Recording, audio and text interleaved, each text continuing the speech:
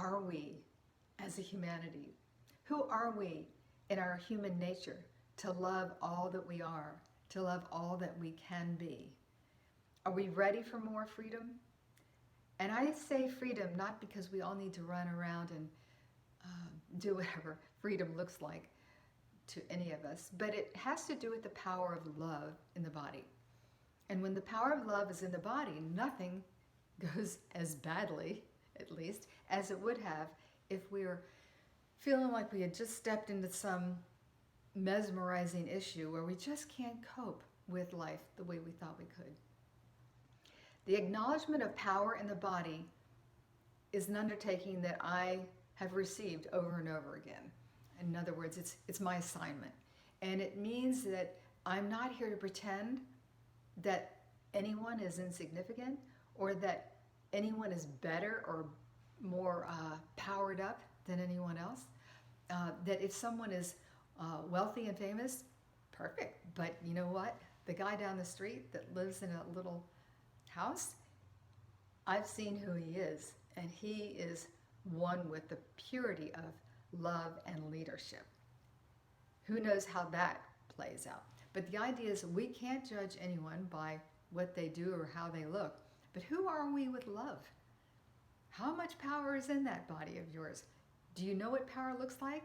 It doesn't mean you have to win a boxing match. It means you're here to do love in ways you never imagined. And it does fulfill the power of what we've been given in the physical body in a way that we couldn't without it.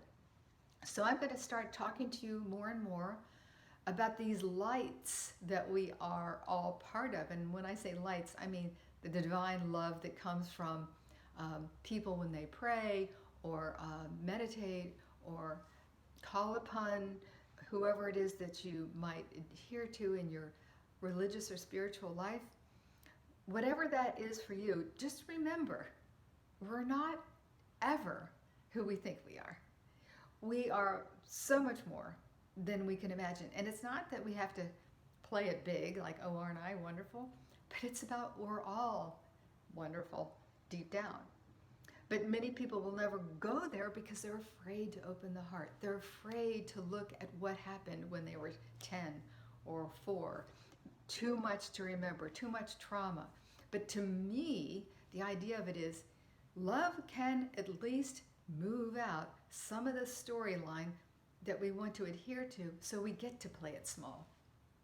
So what I would love to do in the next few weeks is to talk to you more about where does this love come from and who's in charge of it. If someone is trying to manifest more power over your life, it's because they're afraid of not having enough power themselves. And I want to just mention one thing. When we're afraid or we wonder what's going to happen next, the body follows suit and can start to feel tired or weaker or sick. And if we don't own the power of love every day, we're going to start to feel less perfect than we might have in terms of what do I do for a living? What do I do to serve others? Love has got to be deep within the body and know that it's there, not only on reserve, but to access every single day. And if you want to know more about how love works in the body, I will also be speaking more about how the power of oneness works with each person every single day, no matter what.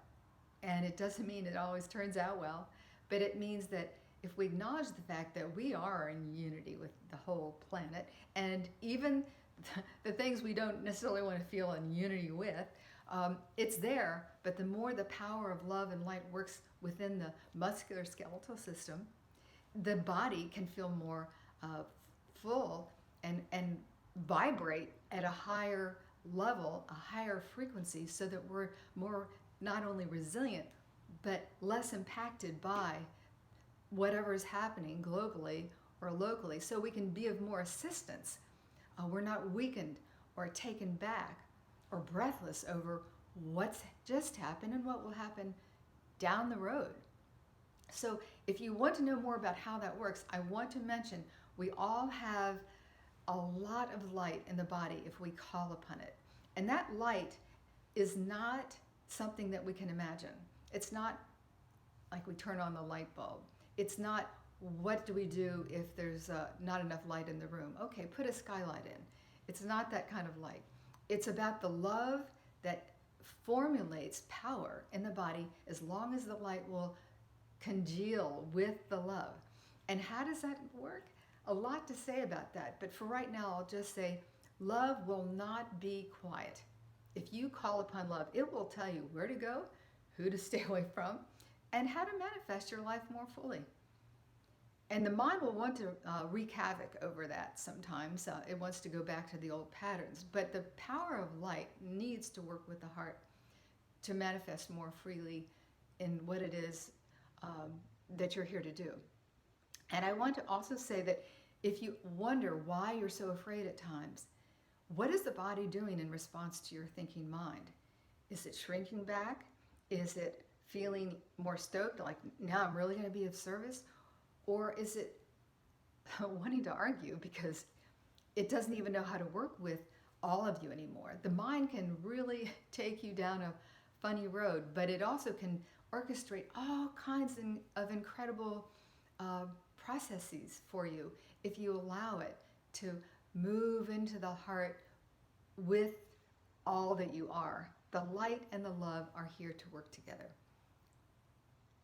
So what I would recommend is that you start calling upon the light every day, and with that, call upon whatever love you feel you can handle, because love is a mighty force, and it's not going to be quiet. There is a concept of love that's, oh, isn't it sweet, isn't it rosy? That's not what we're talking about here.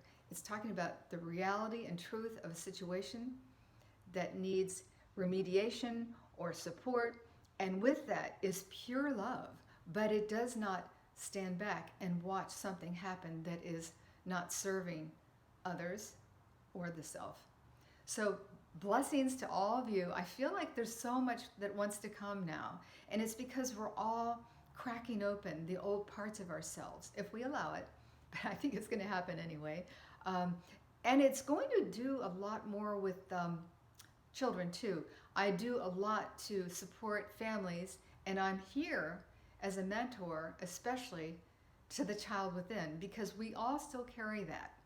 And if we're not aware that we have that within, get ready for a free-spirited ride, because there's so much beauty and joy in that experience. If we can captivate the parts of ourselves that did enjoy, even if you had a hard childhood, that is still in there. And if we're looking into joy in new ways, that's even better. So stay tuned, there's a lot more coming.